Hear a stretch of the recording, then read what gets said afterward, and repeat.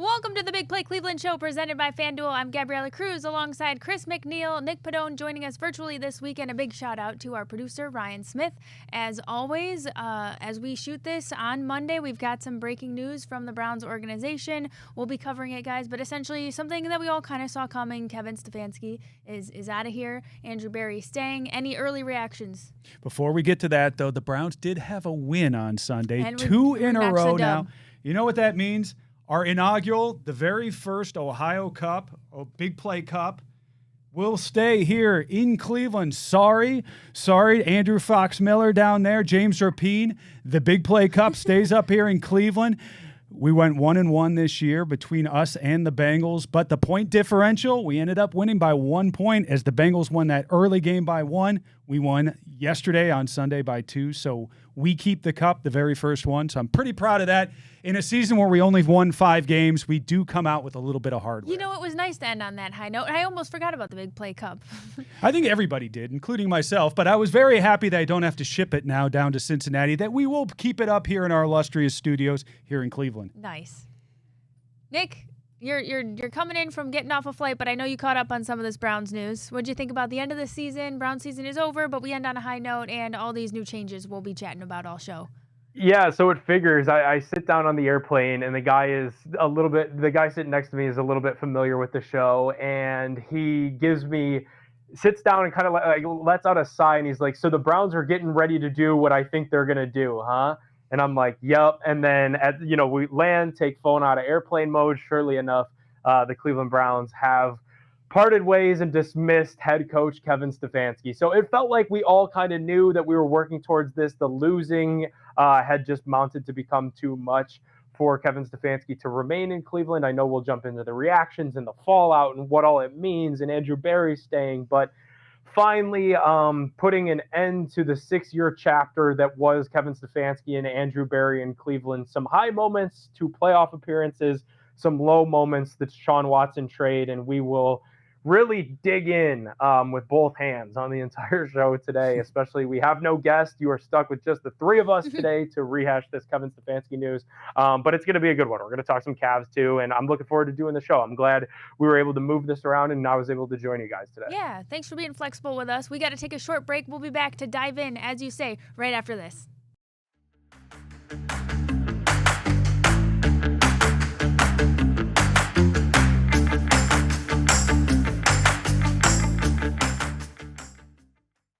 Welcome back to the Big Play Cleveland Show. Our Cleveland headlines are brought to you by Smart Choice Windows. Right now at Smart Choice Windows, you can get 50% off all windows during our limited time promotion. Plus, take advantage of their special financing with no money down and no interest until 2027. If you're looking to upgrade your whole exterior, Smart Choice Windows is offering $1,500 off siding for your entire home and $500 off entry door installation to boost your curb appeal.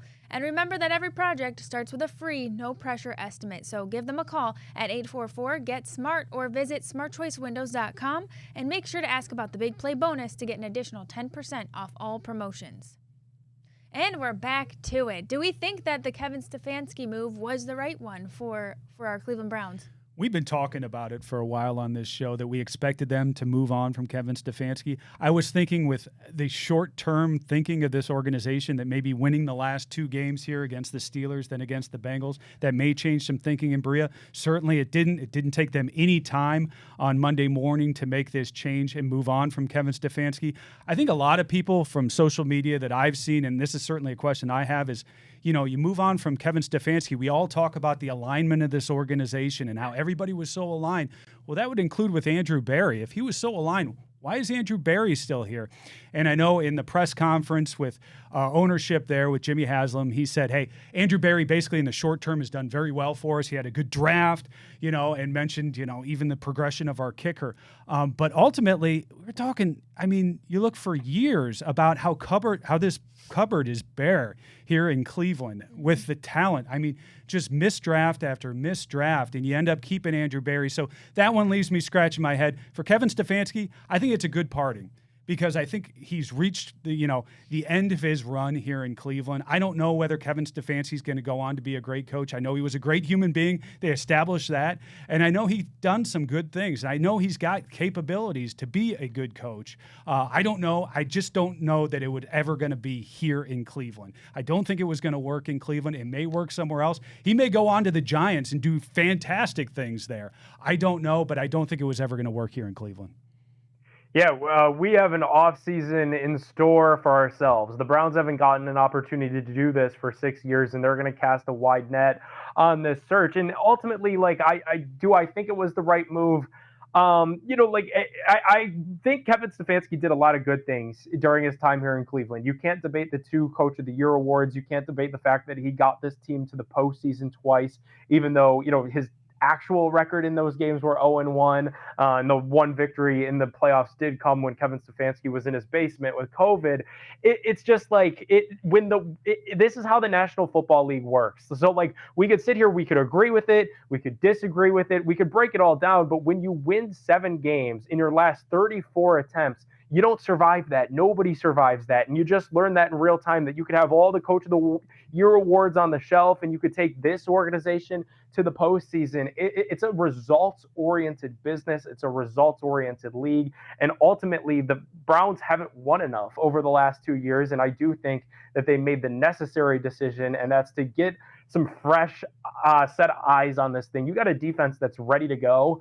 You had an offensive-minded head coach with the worst offense in football over these last 2 years, so they got to find a way to fix it. Well, it brings up the next question. Who do you think is suitable to become the Cleveland Browns head coach? We're going to have a lot of time to break this down. I was looking at some of the odds online right now and some of the names that they're floating. Cliff Kingsbury is out there. Mike McCarthy seems to be one of the favorites right now in the clubhouse. Jesse Minter, Chris Shula. Deion Sanders is on the list. He has odds to be the next Cleveland Browns coach, along with quarterback. So there you go. Robert Saleh, Mike McDaniel, Clint Kubiak, Joe Brady. So there's a lot of names there. I think, one of the things that ownership was talking about this morning was they're going to take the next 120 days to really parse through this. So I think, Nick, this is going to be kind of a long process. I think they're really going to do their due diligence here. I don't think they've necessarily got a name in mind right now that they say that's going to be our guy. I think they really are going to cast a wide net. And we heard over the weekend they were trying to figure out a way to speak with Marcus Freeman before he decided that he was certainly going back to Notre Dame. So there are going to be names that pop up that some people might not be so familiar with. They're going to do this the right way because they haven't done this in 6 years. So they're going to cast a wide net as they should. A lot of changes in the National Football League over 6 years. And when you have these interviews with these guys, you learn things. You learn who likes working with each other. You learn also what your coordinator positions will look like, because Chris, 2 names that you didn't read off on those lists in terms of odds that I do think will get a look to become the next head coach of the Browns is not just defensive coordinator Jim Schwartz, who got ringing endorsements from Myles Garrett, Denzel Ward, and others on that Browns defense for his candidacy at this opening, but also Tommy Rees, who was able to get Shador to grow a little bit in his time calling the plays here in Cleveland. So I wouldn't be surprised if they give a look to either of the 2 internal candidates, but ultimately they're going to bring in a long list of names. And I agree with you, Chris. This isn't something that's going to be solved kind of overnight here. We're in the midst of a full-blown coaching search here with our Browns. And one of the names that wasn't on this list that I just read off that a lot of people are talking about is Brian Flores up there. He's talked about DC's. He's up there with the Vikings. So another potential candidate. And, you look right here in the division. I mean, John Harbaugh, Mike Tomlin, we don't know what's going to happen with either of those organizations. Certainly, they've been talking about moving on from both of those guys. I don't see necessarily that happening. But if either of those guys were going to come on the market, boy, if I'm the Browns, I'd take a long, hard look, and I'd probably snatch one of those guys up. Yeah, here's another piece of this, right? One, you have to find the coach that better fits your personnel. So I see the Brian Flores stuff. I haven't been on my phone very much ever since I got off the plane, but that is the name that I've seen out there. Brian Flores coaches his defense in a 3-4. Myles Garrett has never played in a 3-4. Myles Garrett is a traditional 4-3, put your hand in the turf, that sort of defensive end. So if you're hiring Brian Flores, then are you, forcing a marriage at coordinator with him? You have to consider all of these things when you're looking at these options. We'll see what they ultimately end up doing. Again, I'm going to repeat myself. It's going to be a long process. I genuinely think they're going to bring in a lot of names and they're going to look at all of their options, both internally and externally. I'm with you, Chris. I don't think they have like a short list of guys that it's really between. Like, I think they've got guys that they like for sure. There's a reason that they made this move, but I don't think anything is settled in terms of what is to come next for this entire thing. And you got to remember, now you're signing up to work with Andrew Berry. Some of the guys that are on there, Mike Tomlin, is he going to want to come here and work with Andrew Berry after the Joe Flacco trade? And Tomlin made his thoughts plenty available on one Andrew Berry. Right. So you got to consider that as well. We can't forget about that. That would be a very Cleveland thing to do. After the personnel decisions that Mike Tomlin didn't like that we made, notably with Joe Flacco here mid-season, then he would be ended up working for Andrew Berry. I wouldn't see that working out, but I could see that happening in Cleveland of all places. And to your guys' point, it is early, but if you had to look at it right now, pros and cons list to hiring within versus from the outside, what do you think those pros are? Well, obviously familiarity if you're on the defensive end of the ball. One of the things you talked about was Brian Flores. A lot of people talking about him and not only the defensive scheme, but then also if you bring in a guy like that, are you solving a problem that you don't really have? Our defense is really good. Jim Schwartz has done a fantastic job. We keep lauding this defense week after week. We just saw the defense basically win a game for us against Cincinnati, keep us in games all year long. All those wins can go back to the defense. Every game that we've hung around has been because of the defense. So are you really solving an issue there that you don't have? So I would look, if you're gonna make this change, which obviously we are, you want to improve that offense. So I would think that they'd look more at the offensive end of the ball rather than the defensive end, because this team has got to improve there, and you've got to find that quarterback. It's the same story we've been talking about. We haven't found that quarterback necessarily. I don't think right now the quarterback is with the team that's going to be our long-term solution. So you've got to have somebody who has a proven record of developing quarterbacks and developing offenses. Yeah, and that's why, like, I tend to give preferential treatment in this, and it depends on who's going to want this job. I would prefer somebody that's been a head coach before, even if it's a retread situation, like a Mike McCarthy. Hadn't worked out in his last two stops too great, but I think you would like and welcome a guy like that who's at least been a coach before, at least knows how to develop along a young quarterback, because they've proven that they're capable of doing it. I know Mike McDaniel, everybody kind of turned their nose up at that earlier this week, but I actually wouldn't hate it. I don't think there's anything wrong with getting some fresh ideas on the offensive side of this football here. Chris, you nailed it with any head coaching hire that's external. There's no guarantee that they would want to bring back Jim Schwartz and Tommy Rees, even though the Browns think very likely of both of those coordinators, think very highly of them, I should say. So we're going to see what happens with that. I think I probably tend to lean external just because you haven't won many games with this staff. But I also found it interesting that Andrew Berry is going to leave the rest of the coaching staff decisions up to the new head coach. So like Bubba Ventrone, as we're recording this right now, is still the Browns special teams coordinator. Tommy Rees is still the offensive coordinator. Chad O'Shea is still the wide receiver coach. So there is going to be fallout from this decision that comes not only, weeks down the line, but potentially months down the line as the new head coach works to build up his new staff here in Cleveland. We got to take a break. We'll be back with more Browns analysis right after this.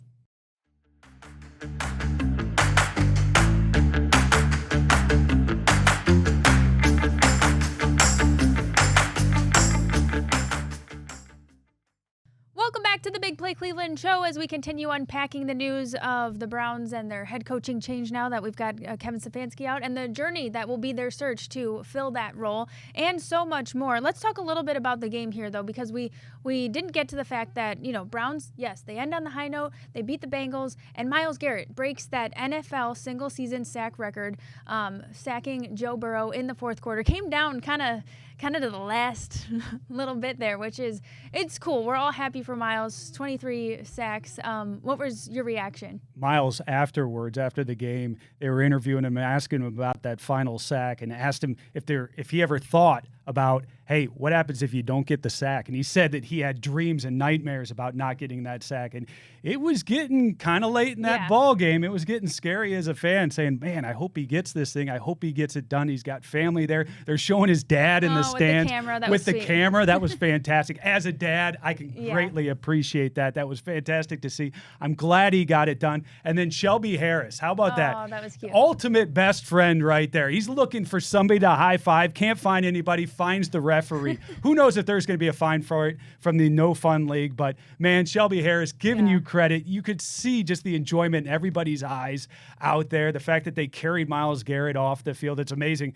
A team that only won 5 games this season gets a player, carried off the field like that. But, Myles deserves it. He did a fantastic job. That's getting a record like that in the NFL means a whole lot. And I know a lot of people say, well, it's 17 games, not 16 games. You look at the number of snaps that he played and the fact that on that particular snap, he got off so fast. He was setting records out there to get these sacks. So congratulations to you, Myles. That's fantastic. And hopefully we can couple that with some more wins next year with a new head coach.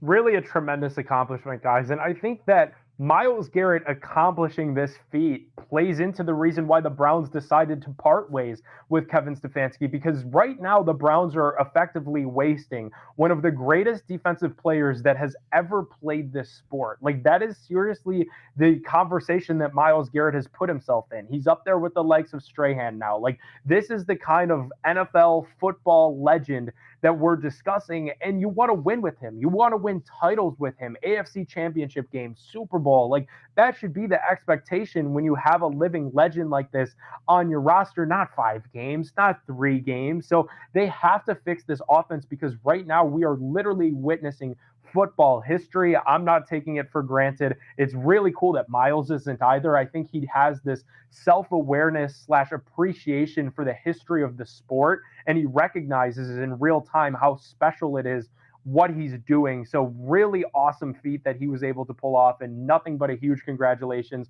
to, dare I say, one of the new leaders of the Cleveland Browns, because all he said throughout this entire record chase is that he wishes these sacks would come in wins, and the record doesn't mean anything if it doesn't happen in a victory. Myles Garrett has kept winning the main focus all season long, and I hope the Browns respond to him and find a way to win more games next year. Well, yeah, and I think that's what's cool about the culture, too. You could see all the guys rally around him, and his pursuit by default kind of made the guys kind of connect together. And there was an energy there. There right? was. In the locker room after the win, everybody was going nuts. It's like, where's this been all year? Myles' accomplishment, but the teams. You could really see that. And you saw that in the Shelby high five and then some. But Myles, and I think he's not done either. To your point, Nick, he's a living legend. He's on top of his game. He's 30 years old, but isn't that crazy to think that I think he has so much more ahead of him, and I think he can break his own record again.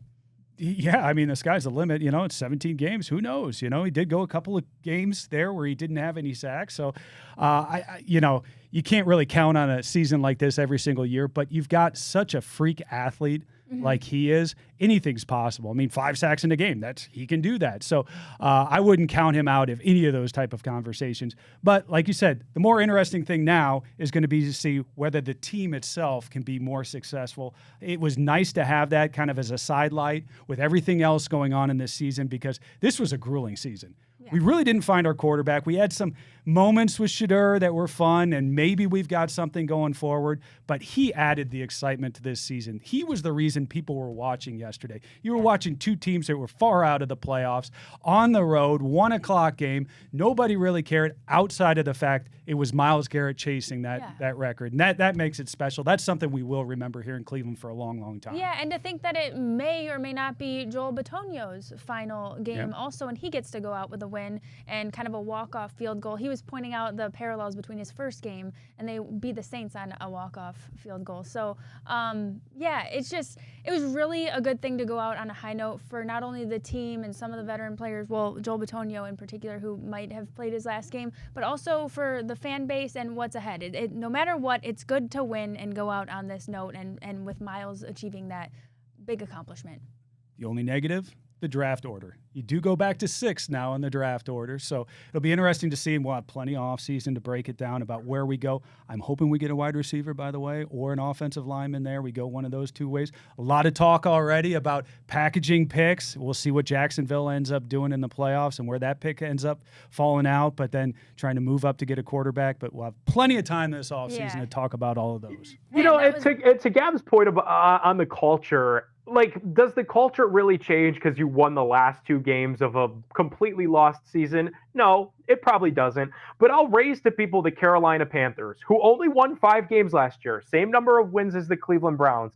And it felt like a completely wasted season, but at the end of the season, they found something. They found a little bit of fight. And this is not a one-to-one comparison because the Browns are now going to change their head coach. They're going to come into next year with potentially a new quarterback. The Panthers had Bryce Young. But what I'm trying to say is we see teams in the league all the time use momentum season to season. It's something that happens in football unlike any other sport. And the fact that they were able to finish this season out with 2 big victories, I hope the defense specifically remembers that. And I hope it's something that follows this team throughout training camp, throughout the offseason, and they can come into next year expecting to win football games. That should be the new expectation here, is that we can win football games, especially in this division. Finishing off the year with 2 wins in the AFC North should not be discounted. One of the things you talked about, too, several weeks ago in this season was that this team had quit. That changed. I don't know what Kevin Stefanski did. I don't know what happened in that locker room. But by the end of the season, they hadn't quit. Certainly not on the defensive side of the ball. And they were trying like hell on the offensive side of the ball to move it as well. But this team was really enthused to go out there and play for a coach they knew was a lame duck, I'm pretty sure, throughout that locker room. But they were able to rally to get that done. And I think, to your point, Nick, I think that does hold over to next season. Hopefully it does, and hopefully it does under a new coach. Yeah, totally. That's what I mean. I do think that the culture shift was happening, not even just the last 2 games because we won those. I think it was a little bit before that, starting with Shador and then Miles creeping closer to his big sack record. And just if you could tell by the post-game press conferences today that there are players, maybe some not on Team Kevin Stefanski, but a lot of them really had a great respect for him and the way he operated. And I think he left his lasting mark in Cleveland, and it looks to be a positive one. We'll see, but I'm with you guys. I hope it carries over to next season. We're going to take a quick break. We'll be back with more Big Play Cleveland right after this. This segment also brought to you by Smart Choice Baths. It's the perfect time to remodel your bathroom, and right now, Smart Choice Baths is giving you $1,250 off your bathroom projects, plus a free luxury upgrade to add comfort and style. And just for Big Play listeners, you'll save an additional 10% on your project. So don't wait. Visit them at smartchoicebaths.com or give them a call at 844-GET-SMART to schedule your free consultation today.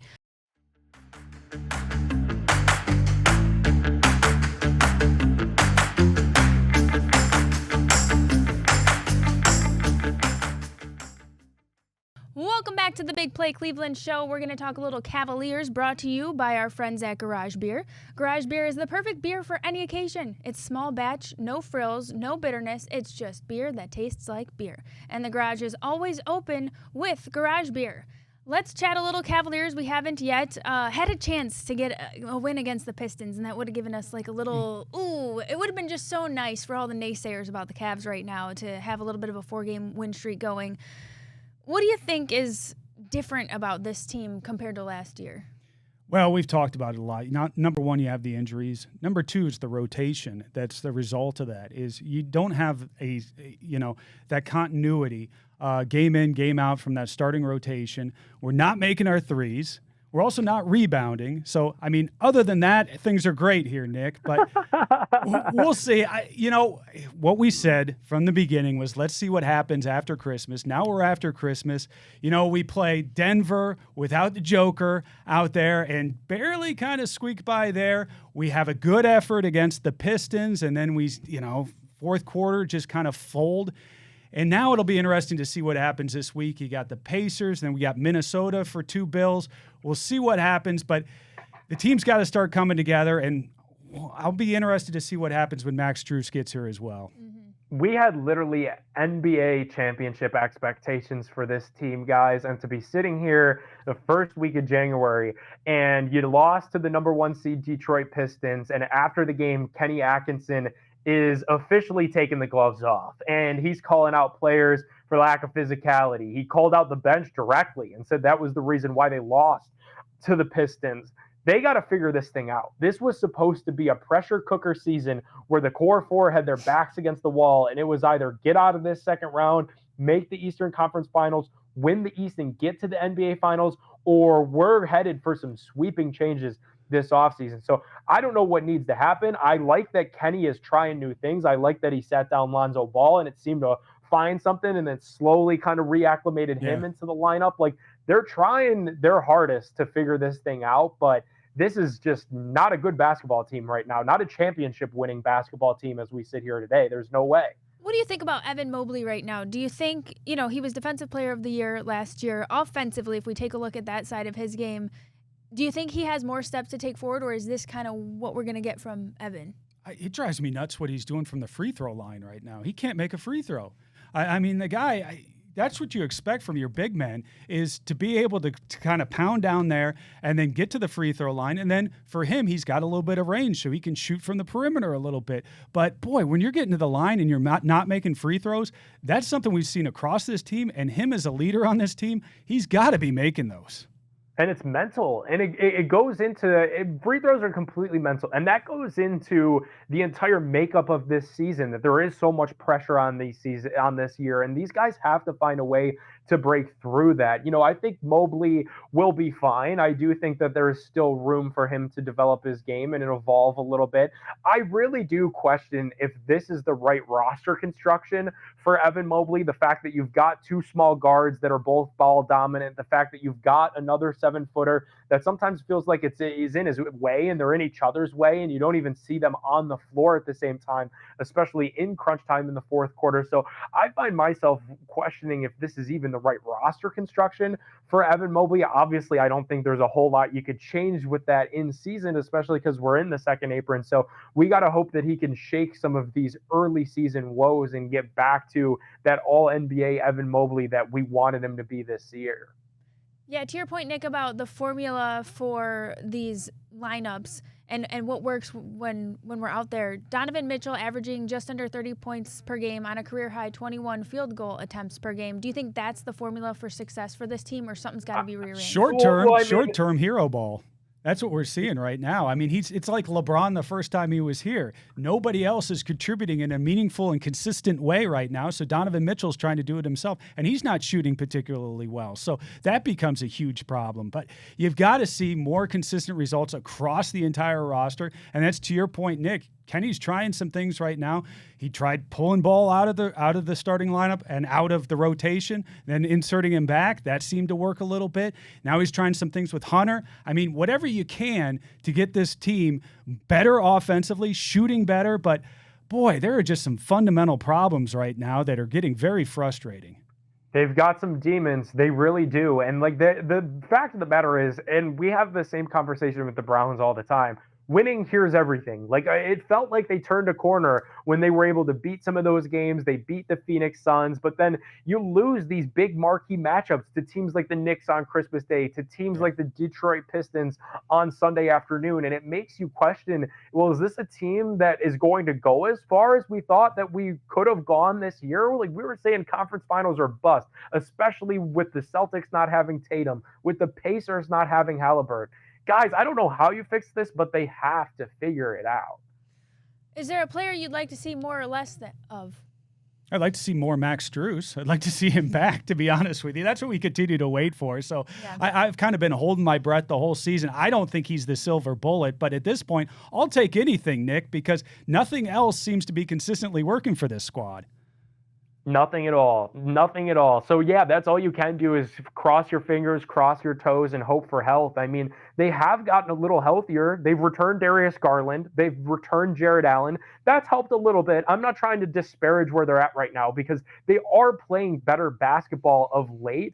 but we're getting to the point now where you've played a good 35% of your games. Like, the rubber has to hit the road eventually, especially for a team that had legitimate title expectations this year. Anything short of conference finals is a colossal failure for this group. One of the things I'll be interested to see the rest of this season is whether we look back. You mentioned it before, that Christmas Day game where we had the Knicks, and I thought, boy, this is a mark where things can change for the season, and then we let it slip away. I hope that's not the indelible thing we sit at the end of the season going up. That was our chance to really turn things around, and we really just didn't take hold of it because, man, that's such a big game, and it really is the double opener for the NBA season. When you get to Christmas, you open the season, you kind of go through those games, and then Christmas is such a big time that could have been a really good way for us to start the second half. But, that opportunity is lost, and right now, let's see what we can put together. Who in the East do you think presents the biggest challenge for the Cavs in the playoffs? Just about anybody right now. I mean, hell, we just struggled against the Pistons. We just talked about the Knicks.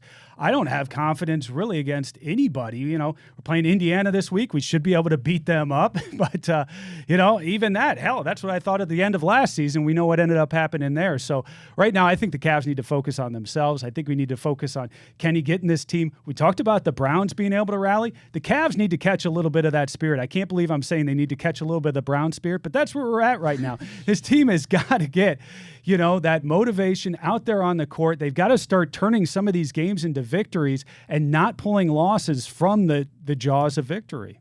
This is a scenario for me. You got to pull the car off to the side of the road. You got to park the expectations that you had coming into this season. And this basketball team has to find a way to get better together and to chase consistency, because you can't be God's greatest gift to basketball and play like the team that won 64 games last year on a given night, but then the next night you mail in an absolute clunker. Like, that's what this season has been. They show you flashes that, yeah, we're still this team, still the same core group of guys, but you got to chase that consistency, especially we know that 4 game, best of 7, you got to win 4 in the playoffs. Like, that's completely different than the regular season. This squad should know that better than any in the NBA. So you got to start chasing consistency before you start even worrying about who they match up best against in the playoffs.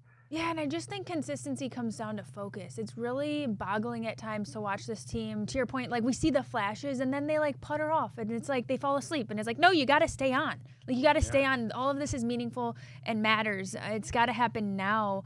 Like, no better time than right now to stay locked in. We'll see what happens. And NBA trade deadline 1 month away. Can we do anything, though? I mean, we're really locked in with what we've got. Like you say, we're in that second apron right now. So I think the number of moves we can make are really limited. So what we have right now is what we're going to have going forward, right? Right, unless they do a couple of small things. But I say that and saying, like, the Atlanta Hawks are rumored to want to make moves. The Milwaukee Bucks have that Giannis Antetokounmpo guy that could be on the move. Like, there are teams that could look to improve in this Eastern Conference externally. You better get your act together internally before teams in the East start adding to what they already have. The Pistons have nothing but draft picks and cap space. They could go make a huge splash if they want to. What do you think needs to happen in the next 10 games for our Cavs to maybe turn the fans on too? Well, I think you've got to go on a run. I think, and we've seen this from Cavs teams in the past. All of a sudden, they'll go on a run, and that turns everything. Like you say, winning changes a culture. If nothing else changes, winning will do it. And if you go on a run right now, pretty soon people will forget the first half of this season. If all of a sudden you're running up the standings and all of a sudden we look like the team that we thought we were at the beginning of the season, because ultimately it's where we're at the end of the season, not where we're at Christmas, not where we're at the beginning of the season. It's at the end of the season, and we've been looking towards the playoffs ever since this season started. All right, well, we've got to take a short break. We'll be back with more Big Play Cleveland right after this.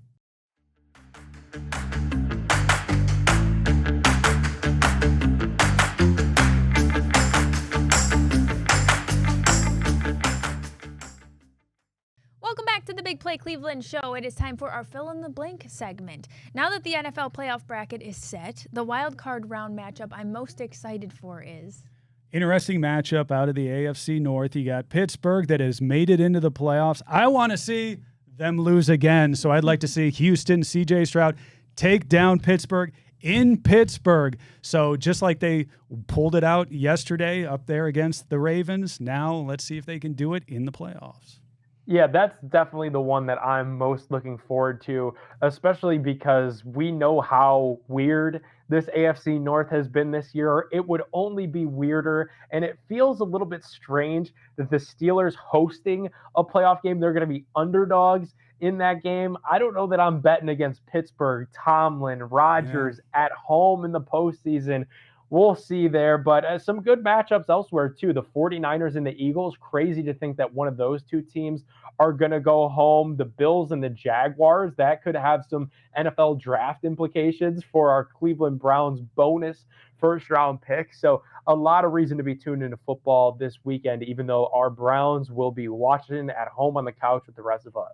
And I'll go on the NFC side, Green Bay at Chicago. What a traditional matchup. We love those type of matchups in the NFL. You love those type at the end of the season and into the playoffs like this. Who knows if you get a little bit of weather there, but two traditional teams playing each other. I love that stuff. And by the way, go Bears. I'll do that for my mom. My mom's side of the family is all from Chicago, so I'll be rooting for the Bears for her. All right, how about this? My Super Bowl prediction is blank over the blank. Oh, this is a tough one. You know, I think it's really going to be a crapshoot this year in the playoffs. I really do. I think it's wide open, especially in the AFC. I could see a Jacksonville coming out. You may call me crazy. Not only the fact that they hold that pick that we're going to end up with at that first pick, I could see Jacksonville making a Super Bowl run, and why not? I said Chicago already. How about the Jags versus the Bears? The most unlikely Super Bowl probably around, but I'll just put that in as my early Super Bowl pick right now. I like it. What about a battle of LA in the Super Bowl? The Chargers and the Rams for the Super Bowl. The Super Bowl, it takes place in Santa Clara this year. What if two teams from California were represented, but neither of them were the 49ers? That'd be a little bit crazy. Jesse Minter, Chargers defensive coordinator, a name for Browns fans to get to learn. Chris Shula, Rams defensive coordinator, one of those guys that runs a 3-4, but another potential name for Browns fans to know. Gab might smile a little bit on that one. He's got some blue streaks in the NFL ties. He also has ties to none other than Browns offensive coordinator Tommy Rees. So as we look at how they try to put this thing together in this new coaching staff, all eyes should be on the NFL playoffs because a lot of the prime candidates, they're still playing football. Yep. How about Ohio State, guys? Ohio State losing to Miami was astounding. Everything the Miami folks were saying about them beating us in the trenches, they were right. They beat us in the trenches. This is the second straight year. We're coming off a national championship, but at Ohio State, you have 3 goals every year. One is to beat Michigan, one is to win the Big Ten, and one is to win the Natty. This is the second straight year we've only done one of those 3. So we got to get better next year. This is a team that year in, year out is expected to compete and win national championships. Bowing out in the first round simply isn't good enough. Absolutely, it's not. And, you know, you could call it the lunatic fringe. You could call it whatever you want, but like people have the right to be upset. This was a team that we were saying just a short couple of weeks ago was better than the team that won the national championship last year. So the fact that you fell short of those expectations, you know, Ryan Day sets 3 goals for himself, start of every season, to beat Michigan, to win the Big Ten championship, and to win the national championship. So while this Ohio State season was a ton of fun, and there were certainly memorable moments and a lot of building blocks for the future as well, when you're looking at Julian Sayin and Jeremiah Smith, you ultimately fell wildly short of your goals. If your goals were to beat Michigan, you did that, but you lost the Big Ten championship game, and then you didn't even come anywhere close to winning the national championship, really. So you're going to go back to the drawing board. Everything's going to be all right in Columbus, and there's a little bit of a coaching search going on there as well, as they got to find out who that next offensive coordinator is going to be. Yeah, if you look at that game in isolation, who would you maybe point the finger at? Like, was it the fact that it was a bye? Was it, you know, we're puttering out at the end, or Julian Sayin isn't good enough? What did you think? I think it's really offensive and special teams. I really am not very impressed with what our offensive line did. Obviously, the kicking game and the special teams, it didn't seem like we were prepared.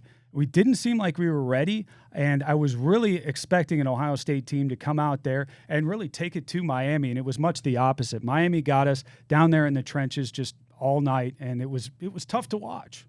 out physicaled. I mean, how about that? We know Miami has got a bunch of first round picks because we're watching mock drafts now as well. Like that right tackle is going to be one of the first tackles off the board. Ruben Bain Jr. off the defensive end for Miami is going to be one of the first players off the board. So that's a Miami Hurricanes team that has a lot of first round talent as well. But you're looking at an Ohio State defense that certainly does too. Unfortunately, Julian Sain and the offense couldn't pick up Matt Patricia in the defense. And that's why we're talking about an Ohio State team that is now on the outside looking into the college football playoff. And by the way, you're the Ohio State Buckeyes. You've got all of the resources on planet Earth. I agree with the people that are absolutely disparaging this kicker. These guys are making money now. Like, we're allowed to rip them. They're no longer amateurs. They're no longer kids. Find a kicker that can do his job, because this dude came up short in his last 2 games, and ultimately he's not going to be the kicker at Ohio State next year. I guarantee that. Do you have a prediction for the national title, or are you rooting for anybody? Now that Ohio State is out, I predict that blank. Chris, I don't care. Are you even going to tune in to any of this? Like, to me, it's kind of... Come on now. Yeah, I'll tune in. I mean, Indiana, Oregon, come on. Big Ten Classic. This is going to be great. I mean, obviously I want to have Ohio State in there. If Ohio State's not going to be in there, I'm going to watch a couple of Big Ten teams duke it out here for the right to go to the national championship. And I'm going to root for the Big Ten. I'm going to root for Indiana. I like Kirk Cignetti. I mean, he's just a goofy guy. Everything he does on the sidelines makes for great memes for me, so that's a lot of fun too. But he's also got these guys playing really well. Fernando Mendoza, I mean, these post-game interviews are just off the wall. They're completely crazy. He might be a candidate to be a Cleveland Brown at some point. So I'm going to be following all that stuff pretty closely, and I'm rooting for the Big Ten. I'm one of those guys that, even though we're out of it, I'd like to see an Indiana, I'd like to see an Oregon, I'd like to see 3 in a row for the Big Ten. Well, Chris, I think you're sitting all right, because Indiana spent a lot of money in NIL and all that stuff, and they went and they paid Kurt Cignetti, and they extended him this year to make sure that he's not jumping town to leave for a bigger job or the National Football League. I mean, the Hoosiers are good, dude. They're the real deal. Like, Alabama, I know isn't Nick Saban's Alabama anymore, but they absolutely had their way with the Crimson Tide there. Like, I think Indiana could go all the way. Fernando Mendoza could deliver a Jameis Winston-esque post-game interview on the sideline after a national championship, and that would feed the internet for a good couple of hours. That's actually why I'm interested and tuned in. For strictly him. We're going to take a break. We'll be back with a Big Play Bets right after this.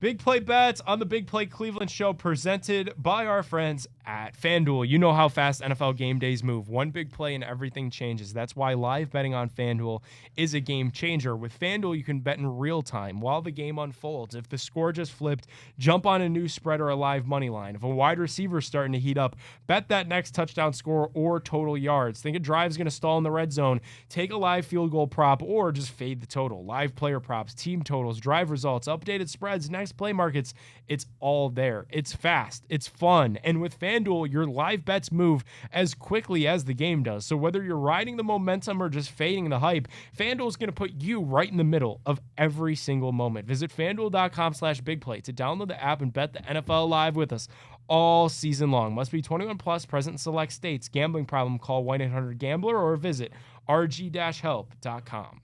All right, gang, let's take a look at our Big Play Bets here. We've got the AFC wild card. Chargers at Patriots, Bills at Jaguars, Texans at Steelers. NFC wild card, Packers at Bears. Okay, you want me to go down here, or you want me to see what you guys think? I'm going to give you my 3 for the AFC. I like the Patriots. I like the Jags. I've already said they're my sleeper for the Super Bowl. And then I like the Texans, like we talked about before. I like the Texans going in, beating Pittsburgh in Pittsburgh. I want that to happen. I want to will that to happen. I'm going to bet that to happen. Go Houston. Crazy, man. Like, you're genuinely going to bet Jacksonville over Buffalo? It's 1.5 point spread, my friend. They're in Jacksonville. Why not? Let's go. I haven't been particularly impressed by the Bills this season. Have you? No, not really. It feels wild to bet against Josh Allen, but no, I haven't been wildly impressed either. I'm going to go with Buffalo just because my brain can't bet on the Jaguars. It doesn't make sense, in that right? Spot. People do forget. Pepperidge Farm remembers. Trevor Lawrence has like a hallmark postseason moment when he authored that comeback victory against the Los Angeles Chargers a couple of seasons ago. Like, they are a team that has a smidge of postseason experience, even though they were just at the top of the NFL draft order last year. So, yeah, I guess I shouldn't be sleeping on them. I guess I'll take the Bills there just to be a contrarian. I'm also going to take the Patriots, and I'm not going to sleep on the Steelers. I'll find a little bit of value and bet on the Steelers again at home. Ugh, Steelers. Okay, NFC wildcard. Packers at Bears. That's 1.5 point spread there. 49ers at Eagles, 3.5. Rams at Panthers, 10.5. So I already said I like this matchup, that Packers at Bears, very traditional matchup there. I've got the Bears winning. The Packers are favored to go into Chicago to win that ball game. I like the Bears to pull it out, pull a little bit of an upset here, Nick. 49ers, Eagles, tough place to play there in Philly. I like Philly to win this ball game. Rams, Panthers, I'm going to go with the Rams. 10 points is a lot of points. The Rams, I think, are going to roll. That's going to be the only laugher out of these games, I think, this weekend. The one thing about that game, though, you got a team traveling all the way from out here on the West Coast to Carolina. That's a genuine cross-country trip, nothing to sleep on, but the Rams are the better team. Sean McVay is the better coach. Matt Stafford is the better quarterback. I'll take the Rams. I'm also going to take the Bears over the Green Bay Packers. The dream season stays alive for Caleb Williams as well as the McNeil fam. And then I'm going to take the Eagles to get the job done at home against the San Francisco 49ers. That 49ers defense has just had too many injuries. They've got a difficult time getting pushed. And don't count out the Eagles as a little bit of a late bloomer here. It was a weird season. Call it a Super Bowl hangover. But now that you're back in the playoffs, you can get back to playing your brand of football. Those are my picks out there in the NFC. Tune in every Tuesday at 7 p.m. for a full breakdown of everything Cleveland Browns with Hanford Dixon, Josh Cribbs, and Phil Taylor. Catch it live on X, YouTube, or the Big Play app. That's the Top Dogs Show, only on the Big Play Sports Network. We'll see you next week.